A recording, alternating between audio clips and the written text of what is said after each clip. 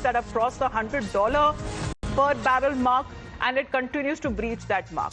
And as we speak, oil prices that seems to be swinging around $104 per barrel, and economies across the world that are now facing the heat, threatened by rising inflation, that seems to be renewed pressure on the currencies as well.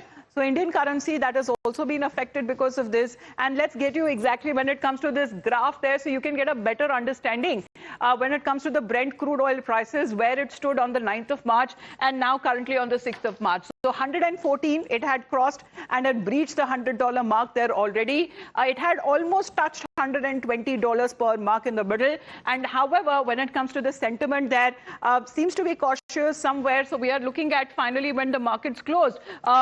The price that seems to have hovered around per barrel seems to be around $104. So this seems to be the market sentiment that is also being witnessed, Hina. Oil giants themselves seems to be hopeful now that we are looking at least 2 more containers that are now en route India will be reaching India shortly. Well, absolutely. And that's why I said it's kind of a breather for India. But then, the overall situation in the world remains quite grim as far as this war is concerned. We have entered into the 3rd week of this war, and oil prices, like you correctly mentioned, in fact, last Monday only had touched around $120 per barrel before settling in at $114 per barrel. Right now also, because of what happened during the weekend, we are seeing the impact on the prices. One important event was the attack on the military target, specifically in Kharg Island, which is extremely critical for Iran. It's an oil export hub for Iran, and that was targeted by Donald Trump. Oil facilities, of course, Donald Trump claimed that were spared by the United States of America. So that's one aspect that's weighing on the sentiment today. Apart from that, remember, U.S. President Donald Trump had proposed that maybe other countries can also help reopen the strait.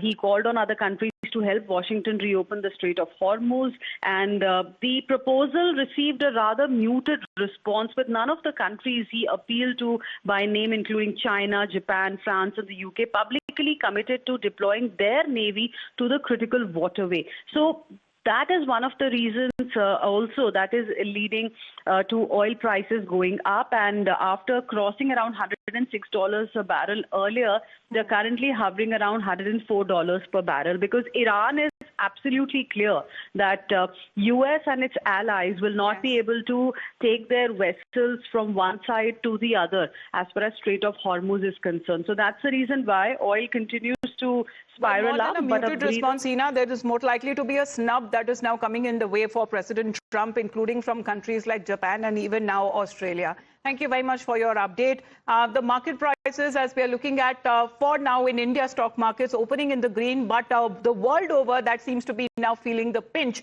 especially when it comes to rising oil prices, where America's biggest oil company seems to have delivered a blunt message and warning to President Trump and his top executives.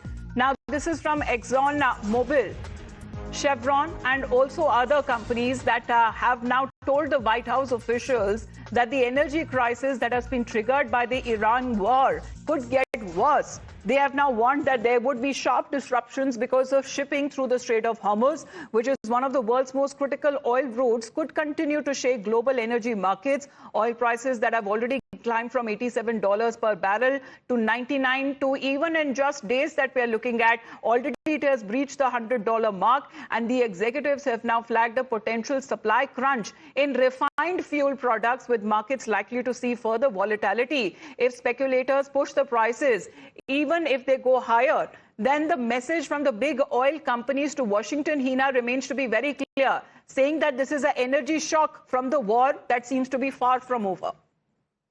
Well, absolutely. In fact, a couple of experts that we also have been speaking with, they are also saying that this is clearly the beginning of oil price shock part 3 that we are witnessing right now. And, now this is something that is going to concern each and every country in the world, especially importers like India. And even though through our diplomatic efforts, we have managed to get our vessels out of the Strait of Hormuz, the crucial ones carrying LPG.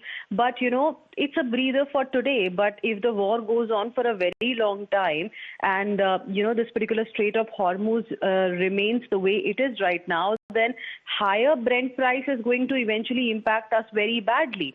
Like right now, we are in a comfortable position because of our efforts that the government is taking. But this is not going to continue forever because we also import LPG. We also import LNG.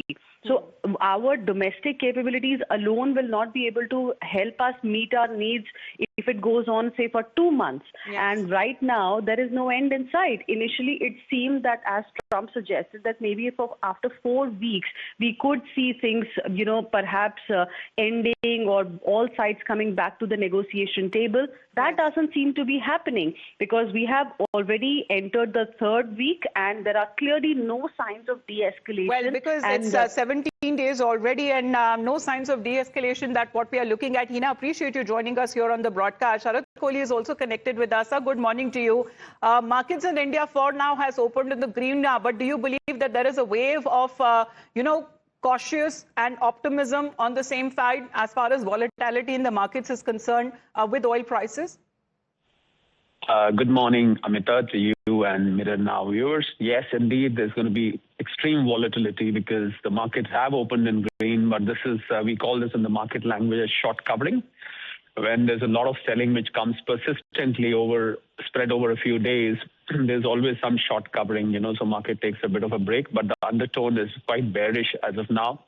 Because of the situation in West Asia, there is a whole lot of uncertainty in the market, statements coming from both sides, where President Trump is trying to bring in more countries to protect the Strait of Hormuz, and Iran doesn't seem to be allowing. And the countries have not shown any interest. I think that is creating more uncertainty that this war is just going to go on. Fresh attacks in UAE, and other places in Qatar also. I think that they are also raising concerns about things subsiding from here. Iran doesn't seem to be running out of ammunition. And I think President Trump's calculations or Israel's calculations seem to have gone a bit haywire because they thought this will finish in a day or two or probably 4 or 5 days. This has just entered its 3rd week, and that is obviously rocking the financial markets. Crude oil prices are main concern. $104, I think that's putting pressure on the dollar index. Has gone up to cross 100. Yes. So I think a lot of uncertainty, as I said, the market doesn't like that at all. Absolutely. Thank you very much, Mr. Kohli, for your point of view, because Tehran's response to US-Israel strikes was to target oil infrastructure in Gulf nations as an early and clear sign that it is trying to force the US to answer questions from the global community about the cost of living crisis that the US is also now feeling the pinch. We're going to head into a very short break. You're watching Times Now.